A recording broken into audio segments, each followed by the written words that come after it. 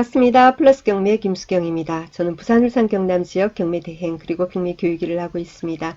오늘은 울산시 남구 무거동에 있는 상가주택 경매건 같이 보려고 합니다. 이 사건에서 여러분이 이제 주목하셔야 되는 부분은 채권자 매수 신청이라는 것입니다. 공유자 우선 매수 신청하는 것도 들어보셨을 거고, 그리고 공공임대주택의 임차인 우선 매수 신청 이런 말도 들어보셨죠. 근데 일반 건에서 우선은 안 들어가요. 근데 채권자 매수 신청이 들어온 사건입니다. 같이 보시겠습니다. 매각 날짜는 7월 22일입니다. 사건 번호 2019 타경의 12291 옆에 역시 물건 번호가 있습니다. 이 사건도 1번, 2번 이런 식으로 되어 있을 때는 입찰서 쓰실 때 물건 번호 반드시 기재하셔야 됩니다. 울산광역시 남구 무거동에 있고요. 근린주택 토지 면적이 108평 조금 넘습니다. 건물 면적이 229평 정도 되고요. 감정가는 13억 8,900 얼마 이렇게 약 14억 가까이 됩니다. 그런데 두 번이나 유찰이 돼서 지금 최저가는 반값 이하입니다. 감정가 대비 49% 6억 8천으로 되어 있습니다. 이게 6월 17일 날 원래 이제 경매 진행 예정이었었는데 변경됐다가 지금 이번에 다시 나오면서 오늘 굉장히 많이 보고 있네요. 지금 제가 한 8시쯤 녹화하는데 57명 보고 있다고 합니다. 여기 사진에 보이는 이 건물입니다. 관심 있으신 분은 자세한 위치 검색 한번 해 보시고요. 대략적으로 잠깐만 설명하겠습니다. 울산 남구 무거동이라고 했습니다. 울산 하면 신복 로터리 다들 아십니다. 그죠? 신복 로터리에서 가깝습니다. 여기 본이라고 되어 있는 요 자리가 되겠습니다. 그러면요. 한번 어떤가요? 감정가가 10몇 억인데 그죠? 토지, 건물 따로 보겠습니다. 토지 보니까 토지 감정가가 11억 3,500 정도 됩니다. 아이고, 지금 6억 8천이었나요? 그죠? 토지 감정만 해도 11억 3,500이네요. 그리고 건물 같은 경우에는 건물이 준공이 1990년 그래서 그러니까 약 30년 됐습니다. 그래서 건물 감정은 높지 않습니다. 건물 감정은 2억 5,200 얼마 돼 있고요. 그 다음 제시외 매각, 제시외 건물 200만 원 정도 이건 당연히 포함이고 그래서 합계해서 감정가가 13억 8,900 대부분이 토지 감정이다. 그죠? 도로는 삼거리거든요. 그래서 남동측, 남서측 해서 약 8m의 포장도로와 접한다 라고 되어 있습니다. 자, 그러면 그 다음엔 등기부 한번 보겠습니다. 등기부 보니까 토지 등기부 소유권 이전은 1981년 6월 1일 그 다음 건물은 아까 90년도에 준공이 됐으니까 그래서 90년도 1월 24일에 소유권 보존되어 있습니다.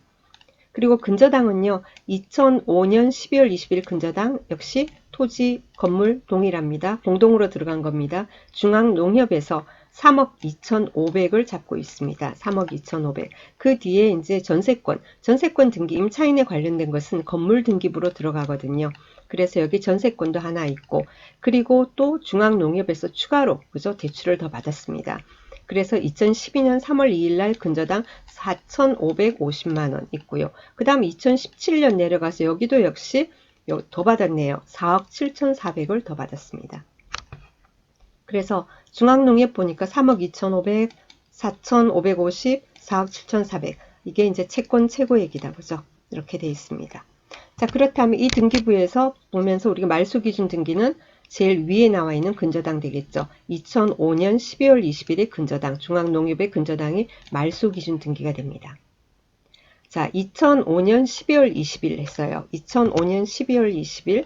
자, 그러면 임차인들은 어떻게 됩니까? 하고 봅시다. 2005년도. 여기 보니까 여기는 상가주택이에요. 그러니까 점포가 있고 주택이 있겠죠. 근데 김모씨 보니까 점포 1층 부분에서 2천만 원에 월 120만 원, 환산 1억 4천 됩니다. 그런데 사업자 등록을 안 했나 봐요. 그죠? 확정은 받았지만 사업자 등록을 안 했어요. 주거 임차인 같으면 전입을 해야 하고 상가 임차인 같으면 어떻게 됩니까? 사업자 등록을 해야 하는 거죠. 세무서에. 그리고 상가 임차인 같은 경우에 확정을 세무서에서 받아야 됩니다. 주거 임차인 같은 경우에는 동사무소에서 받아도 되고 법원 등기소에서 받아도 됩니다. 자, 그런데 상가 임차인은 반드시 세무서에서 받아야 됩니다. 그것 때문에 사고 난 경우도 한 번 있었죠. 그 다음에 또 김땡땡씨 뭐 아무것도 없으니까 이건 두고, 그 다음에 또 김모씨, 뭐 김씨가 왜 이렇게 많아? 점포 지하 1층 부분 했습니다. 사업자 등록이 2007년 7월 16일이에요. 말소 기준 등기는 2005년이죠. 그래서 대항력이 없습니다. 사업자 등록돼 있고 확정은 없고 배당 요구는 있고, 배당 요구는 2019년 10월 7일 되고요. 배당 요구 제대로 했고 보증금 1,000만원이랍니다. 1,000만원에 60만원. 상가니까 역시 상가 임차인이니까 환산보증금을 따지니까 환산보증금은 7천만원이 되고요. 그 다음에 땡땡 개발에서 점포 201호 있습니다. 여기도 사업자 등록 확정일 배당 요구 아무것도 없어요. 그러니까 당연히 배당금이 없는 거죠. 그 다음 점포 2층 부분이 있습니다. 사업자 등록 2011년이랍니다. 역시 말소기준 등기 2005년도니까 늦어요. 보증금 3천에 월 80만원 이렇답니다. 자, 그 다음에 보니까 또 이제 전세권 등기권자 있으니까 사업자 등록이나 확정일 배당 요구는 전혀 없는, 하지만 2층 전부를 점유하고 있다는 임차인이 있는데, 이 사람은 사업자 등록은 없고 그냥 전세권 등기만 해놨어요. 그러면은 전세권 등기권자니까 등기부 순서대로 배당을 받으면 되는 거고요. 못 받아도 할 수 없는 거예요. 그래서 여기에 배당 순위 있음 돼 있고 위에는 전부 다 배당금 없음 했습니다. 배당금이 왜 없는지, 자, 사업자 등록을 안 했으면은 당연히 배당금이 없습니다. 여기도 마찬가지고요. 그 밑에도 마찬가지예요. 그러면 사업자 등록을 한 사람은 두 사람이 있습니다. 이 사람은 그러면 소액 임차인 최우선 변제는 못 받습니까? 되니까 한번 따져보도록 하겠습니다. 자, 상가 건물 임대차 보호법 적용 대상 및 우선 변제권의 범위했습니다. 2005년도니까 여기 2002년부터 2008년도 요 사이에 들어가게 됩니다. 그 다음 울산이니까 광역시 되겠죠. 그죠? 자, 그러면 최우선 변제 어떻게 됩니까? 환산 보증금이 3천만원 이하일 때 900만원까지 준다고 합니다. 자, 그러니까 아까 보니까 어떻게 되죠? 아까 보니까 환산보증금이 여기는 7천만원, 또 여기는 1억 1천 냈습니다. 그러니까 최우선 변제가 하나도 없는 겁니다.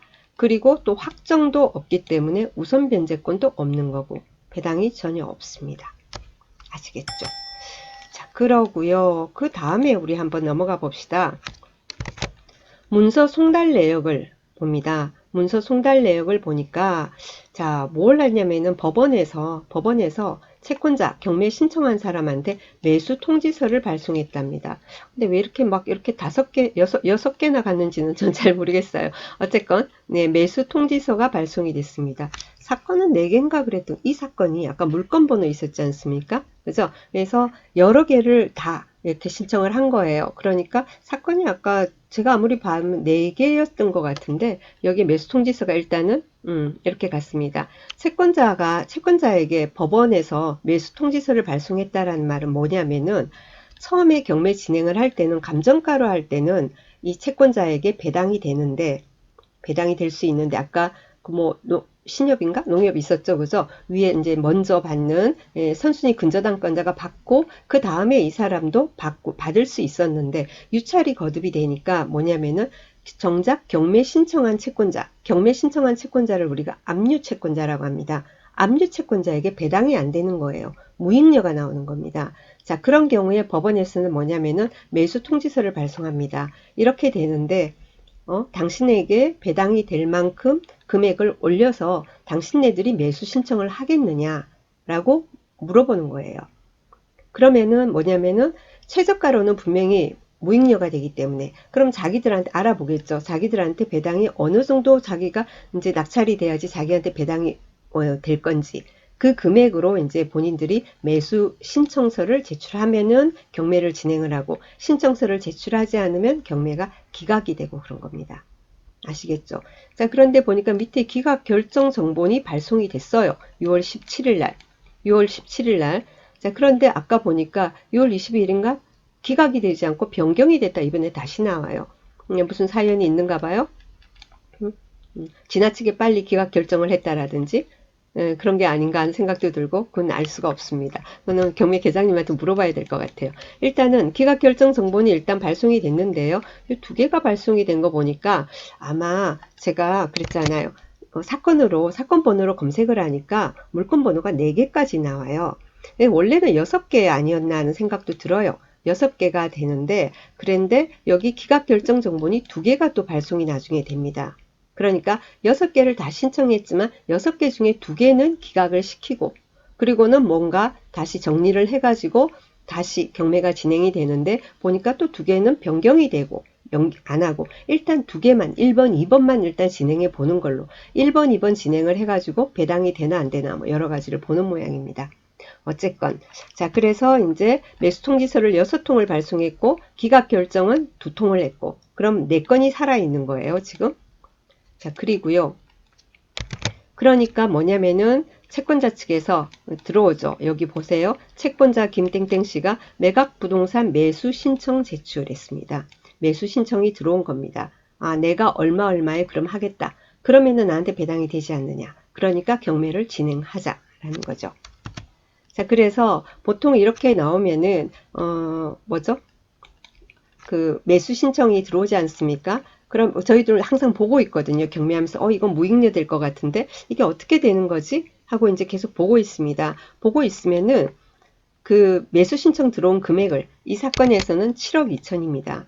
이 7억 2천을 그 뭐죠? 매각물건 명세서에 기재를 해주는 경우가 있고 그리고 경매 계장에 따라서 기재를 안 해주는 경우가 있어요. 자, 그런 경우에는 경매계에 직접 전화하셔서 물어보시면 됩니다. 저도 그렇게 하거든요. 예전에 어떤 계장님은 이제 제가 전화를 했어요. 그래서 이거 매수 신청 금액이 어떻게 되냐고 그렇게 물어봤어요. 그러니까 그걸 왜 공개해야 되냐고 그러더라고요.